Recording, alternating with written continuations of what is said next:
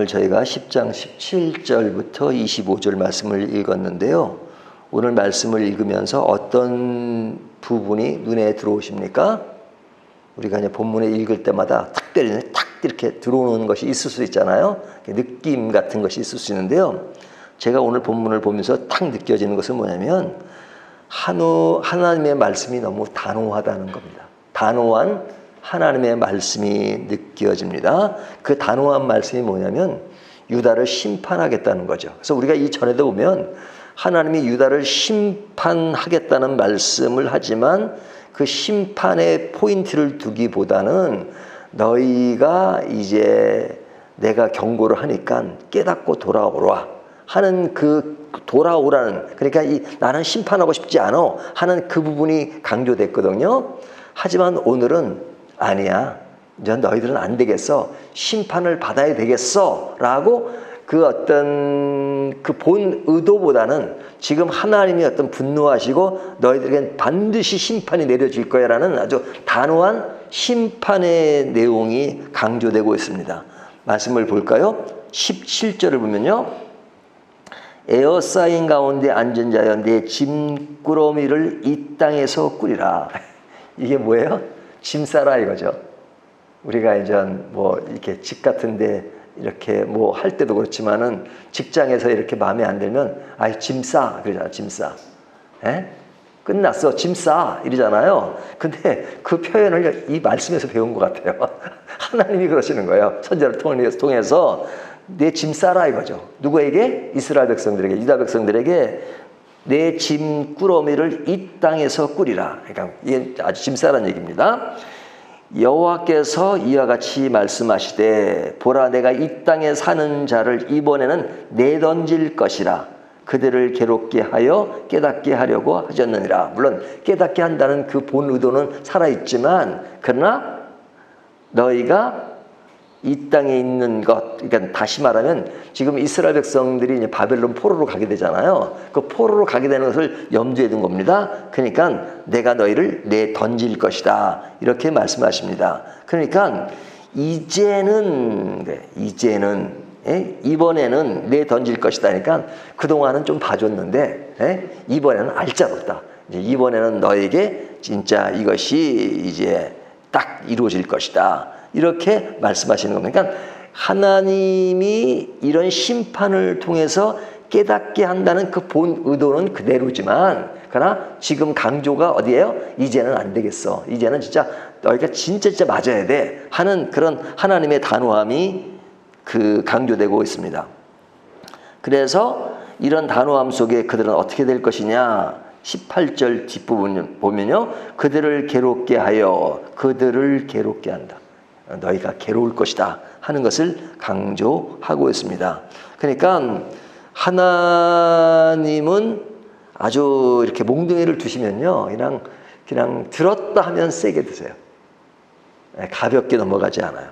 세게 들죠. 그래서 결국은 이 예언대로 이스라엘 백성들은 바벨론 포로 생활 70년을 하게 되잖아요. 자, 그 말씀에 대한 이야기를 지금 하고 있는 겁니다. 근데 이 심판의 메시지를 누가 전하고 있어요?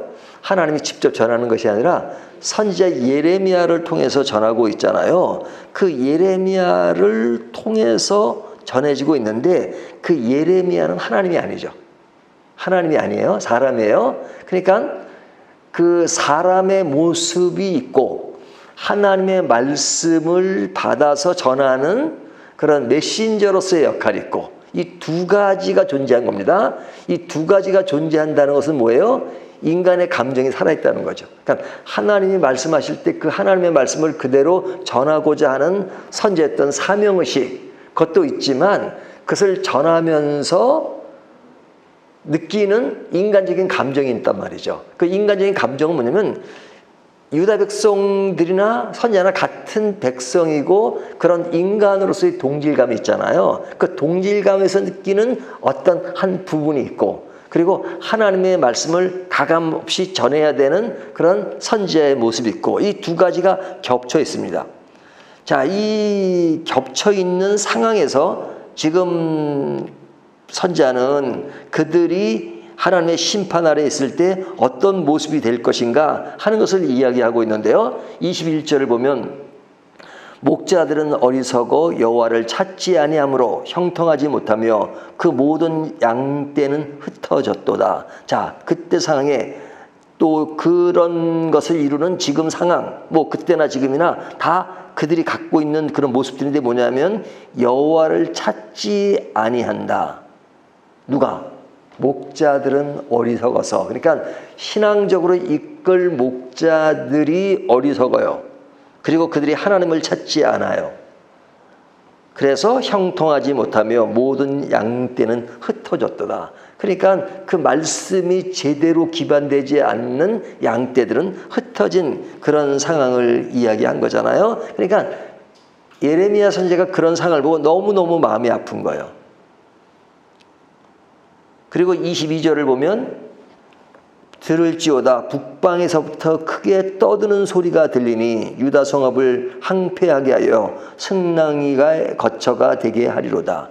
여기 보면 북방에서 오는 큰 소리가 뭐예요? 바벨론이 지금 공격하고 들어올 때 그때 그들의 힘, 그들의 그 어떤 아주 강함 그런 것들을 이야기잖아. 그 강함으로 인해서 이들은 항폐하게 될 것이다. 그러니까 사람이 거닐고 다니는 땅이 누가 거처가 되어 승냥이가 거처가 될 것이다 하는 것을 강조하잖아요. 그러니까 유다가 완전 망할 것이다 하는 거죠. 그러니까 이러한 모습을 깨달아야 하는 사람은 유다 백성들이죠. 유다 백성들이 실제로 그런 당면된 상황이니까 그들이 깨달아야 되는데 그들은 그 심판의 비극을 잘 인지하지 못하고 있어요. 그러니까 실제 심판을 당하는 사람은 그 깨달음이 없고 그런 상황이 벌어질 것을 아는 선자는 너무너무 답답해하고 하나님의 메시지는 너무 분명해요. 근데 그것을 알아듣고 깨달아야 될 백성이 그냥 무감각해가지고 그냥 자기들의 세계에 빠져 있다 그러면 그 답답함이 오직하겠어요? 굉장히 크게 답답한 그런 모습을 보여주고 있죠. 그래서 이 선지자는 하나님의 단호함과 그 심판으로 짐을 싸야 하는 그 유다 백성들을 동시에 보면서 그 중간에서 하나님의 마음과 백성들의 마음을 같이 지금 느끼고 있는 겁니다. 그러니까 어찌 보면 완전 중간자의 역할이죠. 중간자예요. 이 중간자의 역할이라는 게 되게 힘든 거잖아요. 저도 이런 경험을 한 적이 있었는데요. 제가 이제 연구소 유학을 마치고 이제 아버지 출판사 일을 좀 도왔었습니다. 근데 이제 아버지는 경영자예요. 그리고 이제 그 직원들이 있잖아요. 직원들이. 제가 왔으니까 이제 제가 이제 중간 역할을 아버지가 있고 직원들이 있었어요. 근데 이제 아버지는 경영자니까 모든 것을 이렇게 좀 이렇게 전체를 보고 그 다음에 어떤 경제성 이런 거 다 따지잖아요. 그러니까 뭐 직원들 급료 같은 것도 정할 때도 그런 기준에서 정한단 말이죠. 하지만 저는 이제 직원들에게 면담도 하고 그러면 그들이 갖는 어려움이 있어요. 어려움이 있어요. 어떤 사람은 들어온 지 얼마 안 됐었는데 자기는 지금 봉급까지는 너무 어렵다는 거예요. 왜냐하면 자기가 부양할 가정이 있다는 거예요. 그러니까 저한테 저는 이것이 좀 또 봉급이 좀 더 이렇게 올랐으면 좋겠습니다라고 그 애로사항을 이야기하는 거예요. 하지만 또 아버지는 또 전체적인 것을 꾸려가는 거니까 또 그 입장이 좀 단호한 게 있고 또 직원 중에는 또 더 요구하는 사람이 있고 그러니까 중간에서 진짜 곤란하더라. 그래서 내가 그 직원한테는 제 봉급의 일부를 띄어서 그렇게 주기로 하고 그렇게 한 해를 보냈던 적이 있었는데 그러니까 이 중간 역할이라는 게 굉장히 어려워요. 근데 지금 이 중간 역할을 누가 하고 있어요? 선지자가 하고 있다. 선지자가 지금 뭐 그가 중간 역할을 한다는 것은 그가 뭐 그것을 조종하고 해결하는 것은 아니죠. 하지만 마음이 그렇다면 마음. 그러니까 하나님이 그 심판의 메시지가 이번은 지난번과 달리 단호해요. 아주 심판한다. 너희는 끝났다. 이제. 근데 이스라엘 백성들은 뭐가 뭔지를 모르고 있고 그런 그 심각성을 모르고 있어요. 그러니까 같은 민족으로서 너무너무 같은 인간으로서 너무너무 마음이 아픈 거죠. 그래서 그들은 깨닫지 못하는 그런 것. 그래서 선지자는 뭐라고 이야기하고 있어요? 19절 보면 슬프다 내 상처요. 슬프다 내 상처요. 너무너무 답답한 거예요. 슬프다 내 상처요. 내가 증상을 당하였도다. 그러나 내가 말하노라. 이것은 참으로 고난이라. 내가 참아야 하리로다. 이것은 하나님의 마음이기도 하지만 지금 선지자가 그런 백성들을 보면서 깨닫지 못하는 것을 보면서 내가 참아야 하리로다. 여기 내 상처요. 이 원문에는 내 창자요, 창자요. 뭐 이렇게 나온 말이죠. 그러니까 참 어려워하는, 참아야 하는 그런 선지자의 모습을 이야기하고 있어요. 여기에 대해서 선지자는 단호하신 하나님 앞에서 무엇을 해요? 백성을 위한 기도를 해요. 자, 백성은 깨닫지 못해요. 하나님은 단호해요. 그러니까 진짜 백성들이 기도하고 회개하고 돌아와야 되는데 백성들은 그냥 뭘 모르고 있고 그것을 인식하고 그것을 아는 선지자가 기도를 해요. 그 기도는 뭐냐? 하나님, 진노가 내려졌지만 그래서 어쩔 수 없이 진노는 이루어지고 심판이 이루어지지만 그러나 그 심판이 마지막이 되지 말게 해주십시오라고 기도해요. 24절을 보면 여호와여 나를 징계하옵시되 너그럽이 하시고 진노로 하지 마옵소서. 주께서 내가 없어지게 하실까 두려워하나이다. 그러니까 지금 자신을 포함해서 유다 백성들이 하나님의 심판은 너무 단호하게 이루어질 것이지만 그 심판을 하지만 끝장은 내지 말아 주십시오. 이런 얘기잖아요. 없어지지 말게 해달라고 지금 간절히 호소하고 있는 겁니다. 그러니까 이런 그 중간에서의 선지자의 고민이 굉장히 크게 지금 어필되고 있는데요. 자, 이 말씀을 통해서 우리가 무엇을 배울 수 있을까?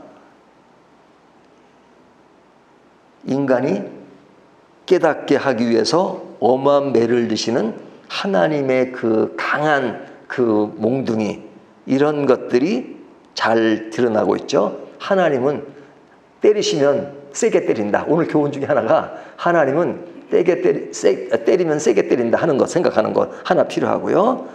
근데 그 세게 때릴 때 겪어야 되는 인간의 어떤 고통, 그것은 결코 간단하지가 않다 하는 것입니다. 그래서 그런 마음을 아는 선지자의 어떤 그런 마음인데, 그러면서도 그것이 완전히 끝나지 않고 그런 가운데서도 하나님의 자비가 있기를 원하는 그 마음을 선지자는 이야기를 하잖아요. 자, 그렇다면 이 말씀을 우리들에게 적용해 볼 때 어떻게 적용해야 되느냐? 하나님은 나를 사랑하시기 때문에 내가 빗나가기를 원치 않으시잖아요. 하지만 나는 계속 빗나가요. 그러면 하나님이 몽둥이를 두시죠. 그리고 몽둥이를 두실 때 내가 그 고통을 당해요. 괴로움을 당해요. 그랬을 때 어떻게 그 어려움들을 겪어야 되느냐? 대부분의 사람들은 그런 고통이 오면 하나님 고통 없애주십시오, 없애달라는데 강조점을 둘 때가 많아요. 하지만 하나님은 너무 단호해요. 없애주지 않겠다. 너 이 고통은 맞아야 돼. 그러면 어떻게 돼요? 하나님이 주는 고통에 대해서 달게 받는 것도 믿음 생활의 하나입니다.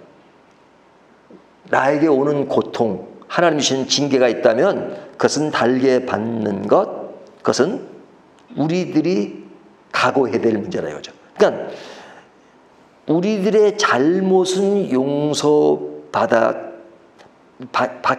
해 주십시오 라고 얘기해요. 하나님 내가 잘못한 용서해 주십시오. 하지만 징계는 no thanks. 그러니까 몽둥이 드시는 것, 그러니까 용서를 내 구하겠습니다. 하지만 나를 때리는 건 제발 말아 주십시오 라고 보통 사람들이 생각한단 말이죠. 근데 회개라고 하는 것은 우리가 이제 이렇게 하나님 용서해 주십시오라고 할 때 회개라는 것이잖아요. 회개할 때 말로만 회개하는 것을 주님은 원치 않으세요.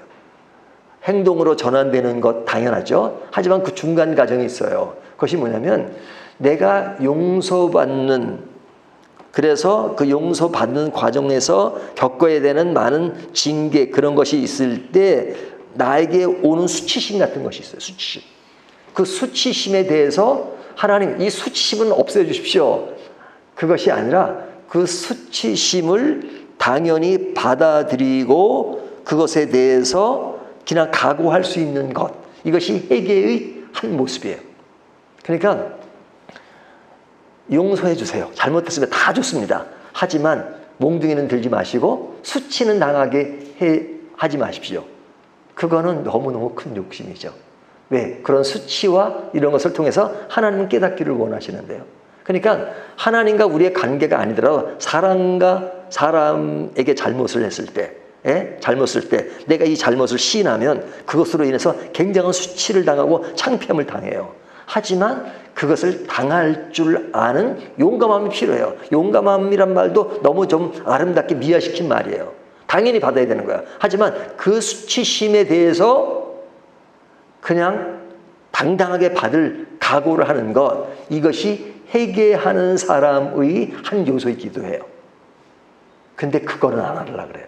그거는 안 할래. 하나님이 십자가를 통해서 나 용서한 건 아주 그냥 아무도 모르게 하나님만 용서하시고 내가 그런 잘못한 것으로 받는 수치, 창피함 이런 것은 살짝 가려주십시오. 그런 건 당하지 않게. 왜? 나도 자존심이 있고 나도 그런 사람들에게 어떤 좀 이미지 작업이 필요하지 않습니까? 라는 뭐 그렇게 말은 안 하지만 그런 의식이 있단 말이죠. 선지자를 통해서 선지자는 그 두 개의 양상을 중간에서 잘 이야기하고 있어요. 하나님의 단호함. 그렇지만은 이스라엘 백성들이 받아야 되는 심판은 받아야 합니다. 하지만 완전히 제거해 주지는 말아 주십시오. 라고 말하는 그 맥락 속에서 내 자신에게 있어서도 하나님이 그런 몽둥이 수절 때 나는 어떤 자세로 그것에 임해야 되는가 하는 것을 우리가 한번 생각해 본다면 이 말씀이 우리에게 굉장히 신앙적 도움이 되는 말씀이라고 생각합니다. 이 말씀을 가지고 우리가 잘 될 때도 생각하지만 잘 못해서 하나님한테 몽둥이를 맞을 때 어떻게 대처해야 되는가 하는 것도 다시 한번 생각하게 해주는 말씀입니다. 기도